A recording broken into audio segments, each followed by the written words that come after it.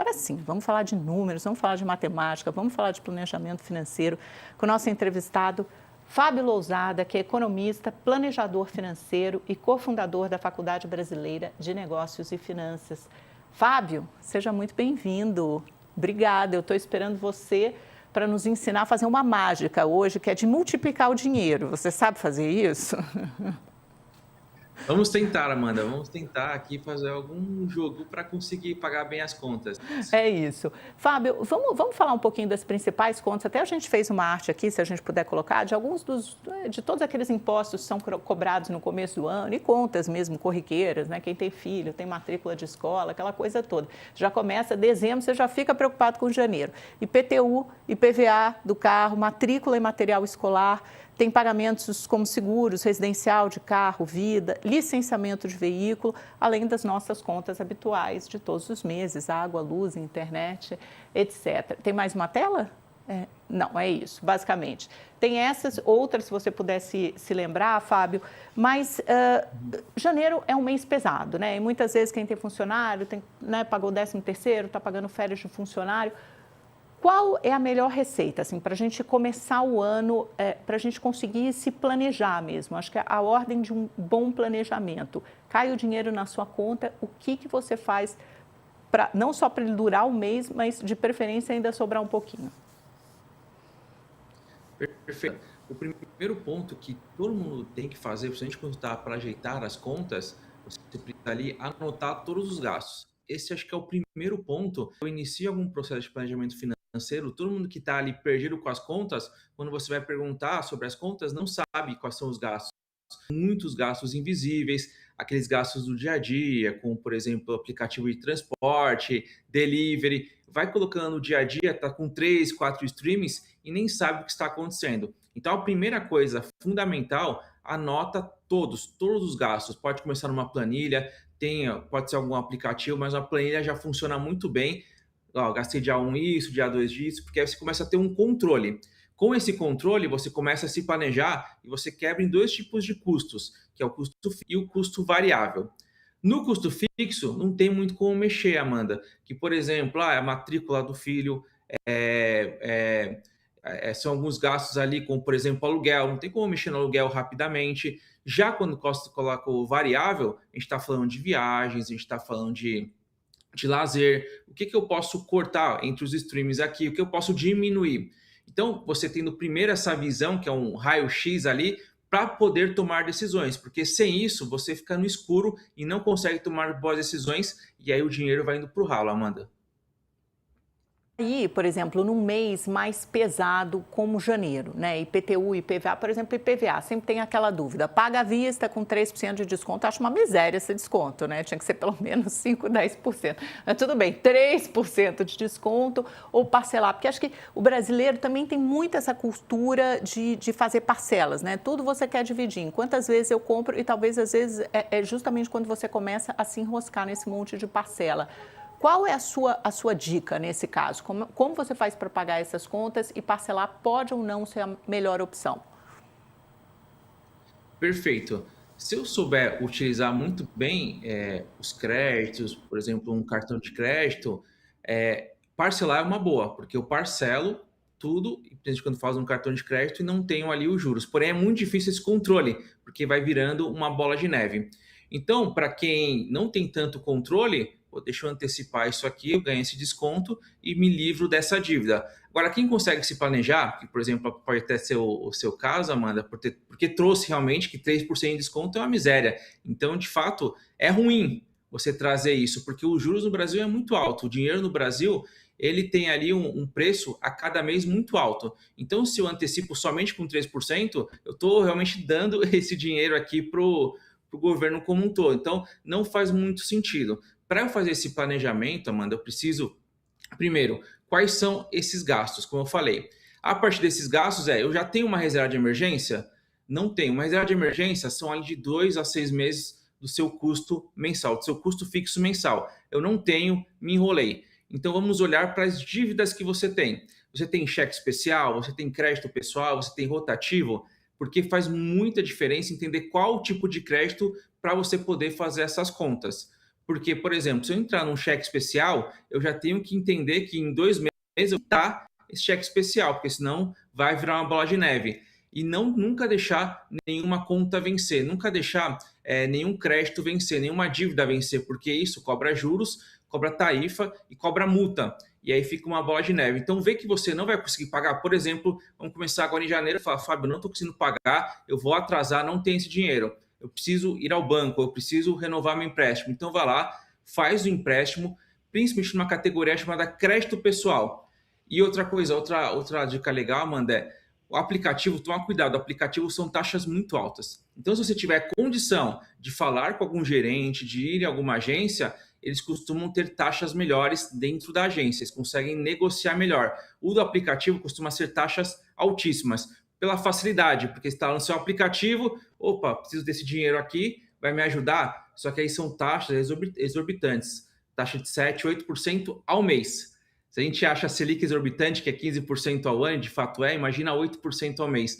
Então, preciso saber qual dívida que eu preciso tomar num primeiro momento, caso eu não tenha esse recurso. Caso eu tenho que entender esse planejamento, encaixar as contas, o material escolar, entender o que faz sentido eu trazer a valor presente, trazer a pagar hoje ou deixar para o futuro. Então, são dicas que a gente tem que dar aqui, mas é muito ali no dia a dia. É muito você pegar e fazer as contas ali, que não é algo tão difícil assim. É realmente que as pessoas às vezes têm esse receio de colocar no papel, mas coloca no papel que vai ficar tudo mais claro para você. Agora, Fábio, tem gente que está começando esse ano mais satisfeito, porque afinal de contas começa a valer aquela isenção de imposto de renda para quem ganha até R$ 5.000.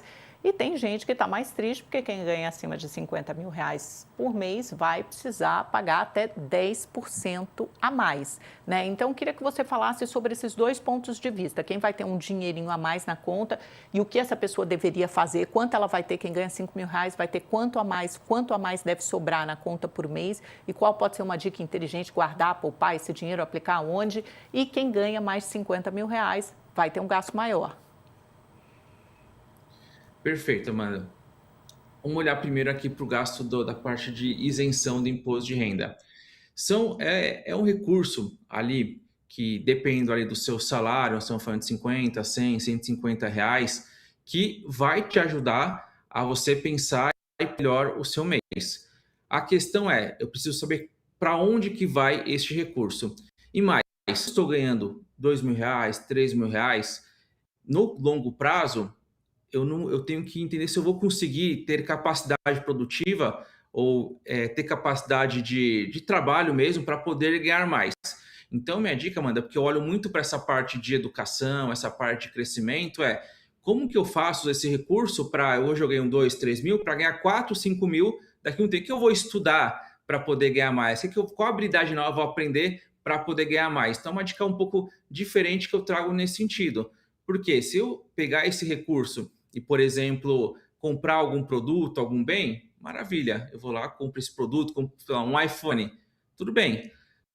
Daqui 1 ano, 2 anos, você perdeu essa isenção praticamente, porque você parcelou e você não está conseguindo aumentar ali o seu salário, você não está conseguindo ser promovido no seu trabalho ou empreender ali, não está conseguindo crescer sua receita. Então, eu usaria esse recurso para pensar como que eu posso aumentar o meu salário no futuro. Para mim, acho que essa é a principal dica, porque mais importante, quando eu falo, Amanda, eu falo muito de investimento. Se eu invisto R$ 100 num mês, ou por exemplo, eu peguei um ano, investi R$ 1.000 e eu ganho 10% no mês, não mudou minha vida, mudou muito pouco.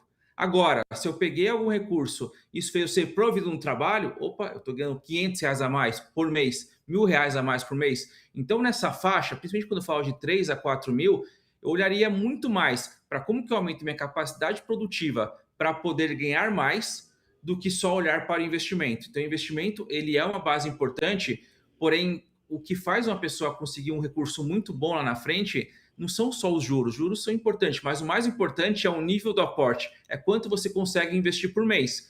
Porque, vamos lá, eu vou lá e consigo investir R$ 100 por mês e olho muito para investimento. Alguém que aumentou a capacidade produtiva consegue investir R$ 200, consegue investir o dobro. Nota que o aporte foi mais importante do que os R$ 100 ali do 1%. Eu queria trazer muito essa consciência, Amanda, de vamos pensar como que a gente pode fazer para ganhar mais. Como que eu posso ser promovido no meu trabalho? Qual a habilidade nova que eu vou aprender este ano? Vou aprender sobre inteligência artificial? Eu vou aprender sobre... vou melhorar minha inteligência emocional, vou melhorar minha comunicação e oratória Boa, para poder deixa eu conseguir só vender trazer de meus volta projetos. para cá, porque a gente tem um tempinho curto, a gente tem mais uns 4 minutos de programa só, Tá. mas tá boa a sua linha de raciocínio. Aí eu quero pegar daí para te perguntar o seguinte, tá bom, a gente tem razão, né, fazer sempre um aporte maior de capital, tentar ganhar mais. E aí, se a gente consegue ganhar mais, ser promovido no trabalho, qual é aquela conta ideal? Quanto por cento, todo mundo sempre pergunta isso, né? Sempre faz essa pergunta. Quantos por cento do salário eu preciso investir por mês para garantir, por exemplo, pensar no futuro, numa aposentadoria? E aí você indica um daqueles planos de previdência, PGBL, VGBL, aqueles tradicionais que você faz no banco, ou é melhor você fazer a sua própria poupança mensal? E aí, quanto por cento da renda você está pensando? Perfeito. Se você conseguir todo mês de 5 a 10%, você consegue ter um valor bom no futuro. Então, se eu ganho R$ 5.000, eu conseguir R$ 500 por mês ou 250 para iniciar todo mês, eu consigo fazer um bom valor no futuro. E aí o VGBL acaba sendo uma boa opção, porque o VGBL ele é realmente feito para o futuro, porque você consegue ter todo esse tempo sem pagar imposto. Então, vamos supor que eu fique 20 anos no VGBL. Você acumula todo esse tempo sem imposto e quando pagar imposto, você paga imposto de 10% sobre o lucro. Então, isso faz com que o seu juros compostos, que é o juros sobre juros, lá na frente seja bom. Então, é uma das dicas. A segunda, que eu gosto muito por longo prazo, são os títulos do Tesouro Direto. Você pode comprar com R$ 25, com R$ 50, com R$ 100. E assim, Amanda, é maravilha, porque a gente está falando de você ganhar ali 7, 8% ao mês, mais o IPCA, mais a inflação do período. Só o Brasil praticamente tem esse nível de juros aqui que a gente chama de juros real, que é o juros que a gente realmente coloca no bolso. Então, além do VGBL, eu olharia muito para aproveitar esses títulos do Tesouro Direto, que você compra ali também em plataforma, numa corretora, é muito bom. E outra também é um CDB. Então, um CDB que remunera ali mais de 100% do CDI, que vai seguir os juros, também é muito bom, porque o CDI no futuro, por mais que a gente esteja 15%, mas o nosso CDI histórico, ele caminha ali para 10%. É sempre próximo ali de 0,80%, 0,90% ao mês. Para o longo prazo, você também consegue construir ali um bom patrimônio nisso. Então, eu olharia para esses três: o VGBL, Tesouro Direto, mas olhando para o Tesouro, renda fixa, inflação, o CDB. Quem começa a fazer essa aposentadoria mais fácil, fazer mais tarde, aliás, fazer o planejamento mais tarde, a partir dos 40, 45 anos, como é que essa pessoa vai conseguir chegar ali daqui a 20, 25 anos e ter uma boa renda? É possível? Bem rápido, que a gente já está no fim. É possível, Amanda. Dá para a gente colocar esses juros compostos ali para trabalhar para você. Como eu falei, a gente está falando de 8% mais IPCA, um exemplo de taxa. Então, se a gente olhar para o patrimônio como um todo, no Brasil a gente consegue dobrar o patrimônio em 4, 5 anos, o valor que a gente tem por conta de juros. Então, no Brasil, se você fizer ali em 20 anos, então dos 40 aos 60, você consegue sim acumular um valor muito bom, Amanda. Não precisa ser 40 anos, 50 anos. Se fosse um país que tem uma taxa menor, sofreria mais. Mas no Brasil, juros compostos para você trabalha sempre muito rápido, com 5, 10 anos, você já vê ali os juros trabalhando para você muito bem. Excelente, Fábio, muito legal. Volte mais vezes, viu? Porque essas dicas sempre, né, parece que despertam, viram uma chave na gente, a gente fica com mais vontade de poupar e deixar o dinheiro trabalhar para você. Quem é esperto faz isso, né? Poupa e deixa o dinheiro trabalhar para você. Obrigada, viu, Fábio? Te agradeço demais. Feliz ano novo. Obrigado, Amanda. Feliz ano novo. Um ótimo programa. Valeu, querido.